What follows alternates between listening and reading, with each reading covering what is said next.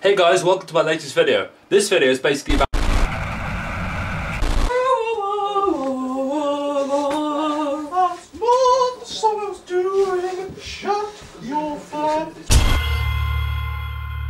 This is going to be the best road trip ever. It is going to be actually amazing. It's going to be alright. So do you even know where we're going? Because I have no idea where we are.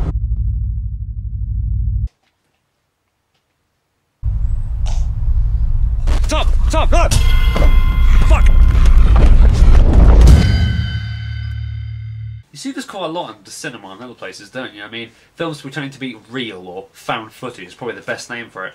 And these films either tend to be horror or sci-fi, and sometimes a combination of the two. Take this example from 2011, Apollo 18. Itself a combination of horror and sci-fi set on the supposedly mythical 18th Apollo mission to the moon. Its horror and sci-fi dipped in the gory juices of urban legend and hysteria. It was a box office success by quite a long margin. It started off with a $5 million budget and in total made $25,562,924. Now you may be asking yourself, why bother making a found footage film? And there are quite a few reasons really. The first one was on my previous paragraph. They're cheap as all shit to make. $5 million may not sound very cheap, but believe me, in film terms it's like getting a bag of chips from a van. Got me sold? No! Okay. Another reason for their success is the way that these kinds of films can be marketed. Mostly through using its own cinematic gimmick, the fact that it's supposedly real. Take Paranormal Activity for example. This was so well publicised that when it came out, people were really interested in it. There are all kinds of possibilities for free advertising on word of mouth because people can debate whether it's real or not.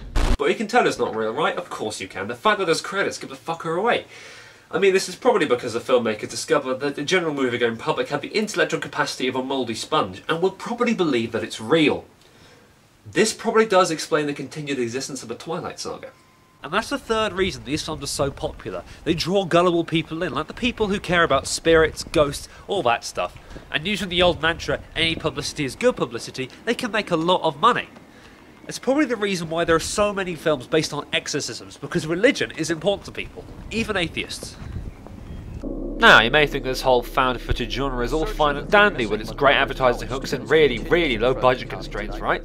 Well, you see, there are quite a few issues with this genre, and these can actually hold films back from being truly great. This is the biggest problem with the whole found footage aspect of the genre. If the whole gimmick is sold too hard, it makes it really nauseating to watch.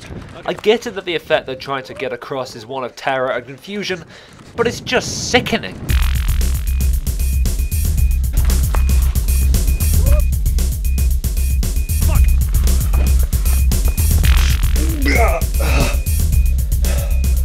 You get my point. The second problem with these films is that they are really obviously fake. They just are. And there are tons of cheap knockoffs of the genre because it is literally so easy to film. All you need is a camera with night vision capabilities and a large empty wood, and bingo, you've got a Blair Witch clone. This is arguably a problem with the horror genre in general. There are basically no entry requirements and the budget is often very low or sometimes non-existent. This is probably one of the few genres of film you can actually go on a low to no budget. As such, you get a lot of really terrible entries from people who think they can make films. But then again, you get some really great simplistic horror films with no budget. Take this example, Dog Soldiers. Really cheap and it's great. It's about werewolves in rural England.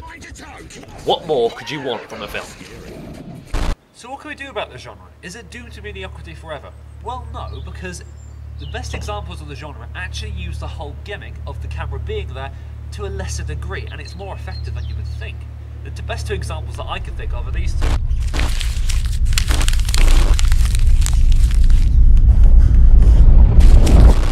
The previously mentioned Paranormal Activity is a good example of the genre because the majority of the shots are from a stationary position, allowing the filmmakers to be more subtle about what the ghost is actually doing. And then there's this example, the recent release Chronicle, and the reason that this works is because the main character makes the camera float behind him, so we can film what's going on from a third-person perspective of traditional cinema. It also uses multiple cameras to really sell the idea that many different people are being affected by the cataclysmic events that take place in the film's amazing ending. Basically what happens is... Sorry, no spoilers here. I suppose in some form of summary, the best way to make a found footage film is to try and minimise the ways in which you use the principal gimmick. Try to make the film interesting, other than the way in which it was filmed or where the tapes were found. God, I'm sick of films telling me where the tapes were found, in the family's attic or wherever. I would like to see a found footage film about a sexual deviant, although I don't want to know where the tapes were found. Sexual deviant? Yeah. Says a lot, that.